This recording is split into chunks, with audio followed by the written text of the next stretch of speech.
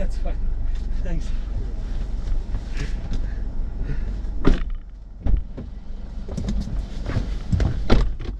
Parker, my name is Biniam. It's nice to meet you, man. Nice to meet you. How are you doing today? I'm doing terrible today. Oh. I'm just kidding. I'm actually doing pretty good. I was gonna say we all have those days. Yeah. It's just we always say good without really thinking, right? I'm like, I'm gonna give you something different. But no, I'm doing quite well actually. Bright sunny day outside? It is hard to remain sort of like morose in it. Yeah. No doubt. Is this your first venture outside? No. I still work. Oh, you do? Yeah. My building got a nurse. Yep. So like we had to check in with her every morning. Okay. But yeah, no, I never got a break during COVID. A nurse that you had to check in with every morning. Yeah, like she just. I'm a construction worker. Okay. I work in a building, and so they got a nurse who just stays inside the building, and every worker that comes in the morning has to do a quick temperature check and physical assessment. Yeah. Before they can go to work. I see. Yeah. Just make sure everyone's going to be safe and that kind of thing. Yeah, Is that a full-time job for the nurse? Yeah, but I think she's on WCB. Yeah, I believe it was a nurse. See. I think she's pretty athletic. She injured her wrist. Okay. And so they let her do this while she can't go to the hospital. Right. Okay. Yeah. Well, I guess it's practical in some way, though, eh? Yeah. So you're already at work, and it's only like, is it really 4 o'clock? Yeah. So it's saying it's only like 1 o'clock. My, look at the time. I guess I was having a good time then. Apparently. Well, I do enjoy my job immensely, so that's not a challenge for me. It's definitely a challenge. So does that mean as a construction worker you have early morning hours? I usually work 7 to 3:30. Okay. Yeah. So you just got off work not so long ago. Yep. Is it physically invested work? What I do, like, so I'm on the finishing team. Okay. For carpentry. All right. So when there's all kinds of trades in the building, it's a high rise. Right. So I do like baseboard and all the hardware, so all the doorknobs, all your Okay. towel rugs, Like all the things that look nice at the end. Yeah. Yeah. Okay. All the things that include wood or hardware. Oh, okay. That's what I do. Okay. So I mean that is Yeah. not really intensive work. Mhm. But I used to do framing. Yeah. I would not recommend that if you don't want some intensive work. That's really intense. That one's a lot. Yeah. Framing is like houses. Okay. Doing the wood. Like the structure. Yeah. Okay. Yeah, most of the work in the house, all the wood parts. Yeah. Building the house. Yeah, that's very expensive. What I do is it's like moderate. Like, I mean, there's a couple of times where maybe once every 2 weeks you get like a good workout. Most times, like no more than like 40 pounds. Okay. So you're on the field. Yeah. Yeah, I've done many jobs that are very like physically investive. Yeah. But compared to this one, I was just telling one of my riders this morning, he was like shocked that I pulled the kind of hours I do doing this job. And I said, honestly, like for one, when I compare what I'm doing now to what I was doing before, it is like a huge difference in that I'm not like, exhausted by the time I get home kind of thing, right? And so Totally. Yeah, I enjoyed framing a lot more than I'm doing now. okay. Whatever you're saying, I feel more exhausted after just because I get bored. Oh, I see. You're not gonna, get a job and you just isn't like constantly like, you don't have to work it out all the time. Yeah. Surely you must also walk into buildings and sort of like scrutinize the work that's already been done because you know what to look for. Yeah. Well, I mean, it makes you really realize how bad your own house is built. The one where you're living in. Uh-huh. I had that because I used to be a painter and drywaller for some time too. And after I got really good and competent at that job, I could see all the glaring faults that me and my dad at his place had. Mind you, like we were doing it just to save costs and so on, right? And we made it our home. But when you have an eye for detail, now it's like all of a sudden like, ooh, that's really obvious there, isn't it? When you work in a building that's got like 200 people in it that are all doing different things, you don't. People get so lazy.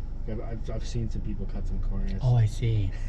I see. I mean, it works fine because most people don't know and it works. Sure, fine. sure. It can be the difference between it lasting 10 years or 20 years in the future. Wow. I mean, I used to build fences and decks. Yeah. A lot of corners can cut building a fence or a deck. Huh. Because like how you do that job is you quote it out for like one price per foot of fence. Okay. That includes how much it costs for the builder to buy the wood and Right. materials, as well as your labor costs. Right. So, which means the cheaper you get your materials, the more money you keep. Okay. Okay. Yeah. So you're still aiming for the same threshold. You're just trying to minimize your costs, and that's where the cutting comes in. You're saying. Well, I mean, because you can look at. Luckily, I was working under a boss because I was still quite young. Sure enough. And he did really good. He was really like he bit the bullet for a really good fence. Okay. So, but then when you learn how to do things the right way, then you look at things. Yeah, that's why we do like three bars. Sure. Right? Yeah. So that keeps everything super straight. Right. It makes it way more wind, way more shockproof. Like it's so much more sturdy. Right. Even just having the third bar in there. A lot of guys will only do 2 bars. Okay. Just top and bottom. Yep. But that could save them $400 Wow. in wood planks, 2 by 4s. Yeah. So I mean, they kept that money. Huh. But the fence will only last 10 years instead of 15 or 20. So it's almost like a conversation about legacy, or the quality that you're leaving behind, Pretty much. or lack thereof. But it's not seen for years, apparently, because you can cut the corners and get away with it for longer. I was driving another rider a few days ago, and we were driving up in the northeast corner, and I was just remarking on the damage that the hailstorm a couple of weeks ago did. Yeah. And one of the things I mentioned was, oh man, like it really takes away from the aesthetic value. And he said, honestly, the houses here, the way that they're built, isn't comparable to where he was from in Europe, where they build them with bricks. And so once upon a time, those structures were built for the long haul. Buildings are still there centuries later, right? But the ones that they're building now, he said, are kind of destined for, he said, something like 80 or 90 years. Okay. The ones out of brick versus the ones here that are made for like a few decades, 2-3 decades maybe, And so I didn't realize that, but at the same time, like there's a lot of differences. Our houses are built for like 100 years max. Okay. But our houses are built with better temperature control, high-low pressure control. You know that when older houses do it's a lot more on a windy day. Okay. When you open your door, and you can feel the wind like rushing into your house or rushing out of your house. Yeah. The new houses don't do that anymore. Okay. Because they can depressurize themselves through the walls.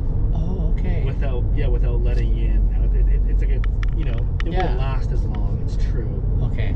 But there's new technologies that we enjoy. You can't do with brick.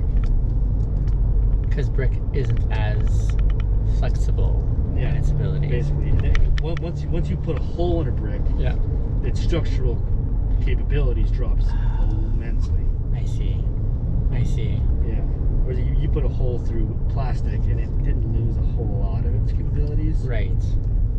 It still holds. Yeah. Okay. Huh, that's so fascinating. So you seem quite familiar with landscape and construction. My dad was a really good framer. He was, eh?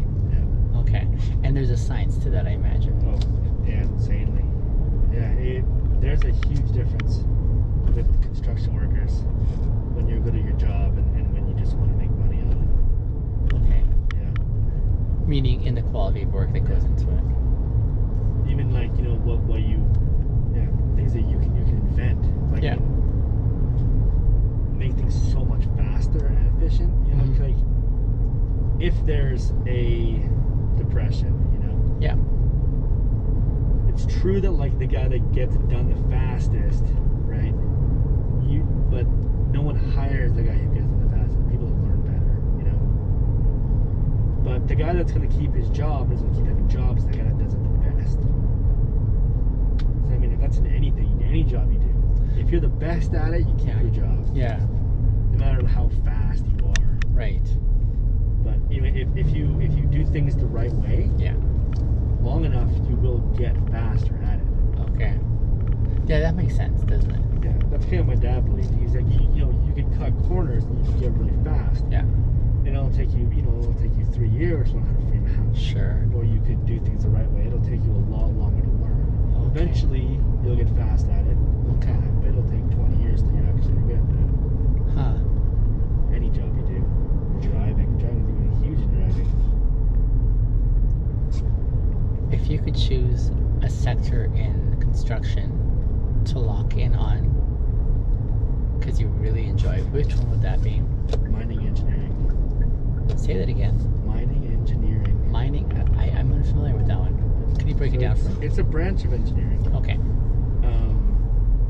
Engineering is more like architecture than it is like construction. So Okay.